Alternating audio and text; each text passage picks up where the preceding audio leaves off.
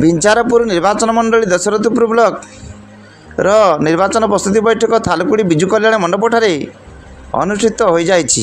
ଯାଜପୁର ଜିଲ୍ଲା ବିଞ୍ଝାରପୁର ନିର୍ବାଚନ ମଣ୍ଡଳୀ ଦଶରଥପୁର ବ୍ଲକର ନିର୍ବାଚନ ପ୍ରସ୍ତୁତି ବୈଠକ ଥାଲକୁଡ଼ି ବିଜୁ କଲ୍ୟାଣ ମଣ୍ଡପଠାରେ ଅନୁଷ୍ଠିତ ହୋଇଯାଇଛି। ଏଥିରେ ଜିଲ୍ଲା ବିଜେଡ଼ିର ସଭାପତି ସରୋଜ ମହାପାତ୍ରଙ୍କ ସଭାପତିତ୍ୱରେ ଅନୁଷ୍ଠିତ ଏହି ସଭାରେ ମୁଖ୍ୟ ଅତିଥି ଭାବେ ବିଧାୟିକା ପ୍ରମିଳା ମଲ୍ଲିକ ଯୋଗଦେଇ ସମସ୍ତଙ୍କ ସହଯୋଗ କାମନା କରିବା ସହିତ ମୁଖ୍ୟମନ୍ତ୍ରୀ ନବୀନ ପଟ୍ଟନାୟକଙ୍କ ନେତୃତ୍ୱରେ ବିଞ୍ଝାରପୁରର ବିକାଶକୁ ଶିଖରରେ ପହଞ୍ଚାଇବା ପାଇଁ ପ୍ରତିଶ୍ରୁତି ରଖିଥିଲେ।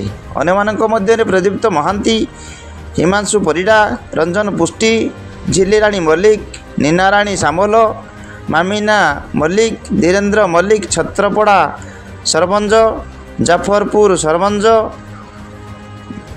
ବୈଳେନ୍ଦ୍ର ସାମଲ, ବିଞ୍ଝାରପୁର ନିର୍ବାଚନ ମଣ୍ଡଳୀର ଛାତ୍ର ସଭାପତି ପ୍ରଭାତ ଦାସ, ଦଶରଥପୁର ବ୍ଲକର ଛାତ୍ର ସଭାପତି ତପନ ରାଉତ, ଚିନ୍ମୟ ମହାନ୍ତ, କାଶୀନାଥ ମଲ୍ଲିକ ପ୍ରମୁଖ ଯୋଗ ଦେଇଥିଲେ।